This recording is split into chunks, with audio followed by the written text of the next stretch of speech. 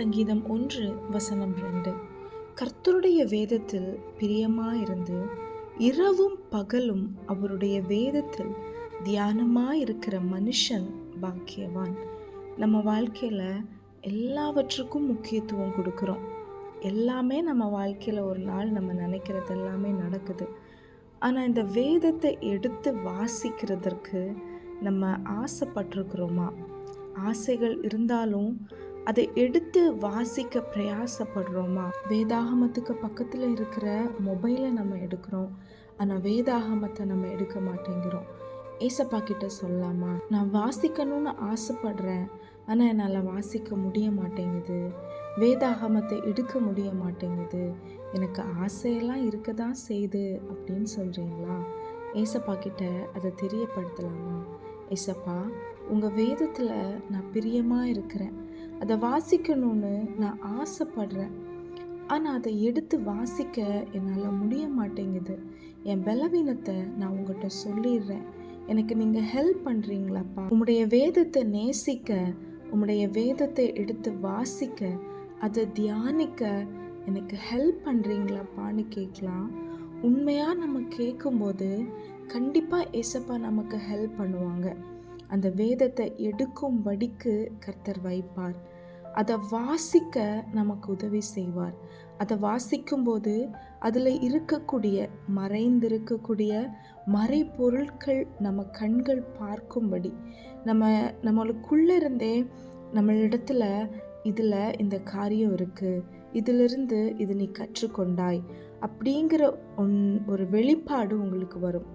அதுதான் நம்ம தியானிக்கிறது அப்படின்னு சொல்கிறது. ஒருவேளை இதை கேட்டுட்டு இருக்கிற நீங்கள் கடமைக்காக வாசிக்கிறவர்களாக இருக்கலாம், இல்லை பெற்றோர் சொல்கிறதற்காக நான் வாசிப்பேன், இல்லை டெய்லி ஒரு வசனம் மட்டும் படிச்சிருவேன், எப்படியாவது பைபிள் படிக்கணுமேங்கிறதுக்காக படிச்சிருவேன் அப்படின்னு நீங்கள் படிக்கிறீங்கன்னா அதுவுமே தவறு தான். இந்த வேதத்தை நேசித்து அதை வாசிக்கணும். இன்றைக்கி என் அப்பா என்கிட்ட என்ன பேச போகிறாங்க, இன்றைக்கி ஃபுல்லாக நான் எந்த வசனத்தை சொல்லிகிட்டே இருக்கணும், இல்லை என் அப்பா என்கிட்ட என்ன சொல்லணும்னு ஆசைப்படுறாங்க, அப்படி ஏசப்பா என்கிட்ட பேசணும், அவரோட ஒரு உறவு நமக்கு வேணும் அப்படிங்கிற ஒரு ஆசையோட அந்த வேதத்தை நம்ம எடுத்து வாசிக்கணும். எடுத்து வாசிக்கிறதோடு இல்லாமல் அதை தியானிக்கணும்.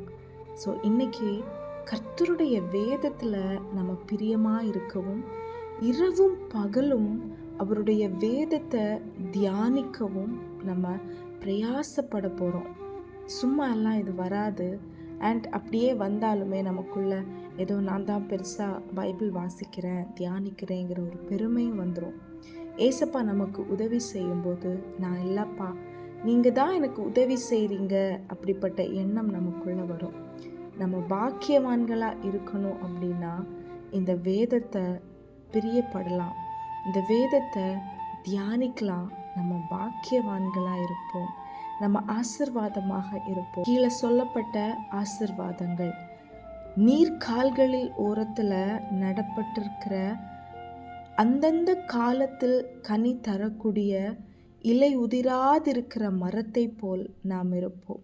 நம்ம பாக்கியவான்களாக இருப்போம். ஆமேன். Have a blessed day. God bless you.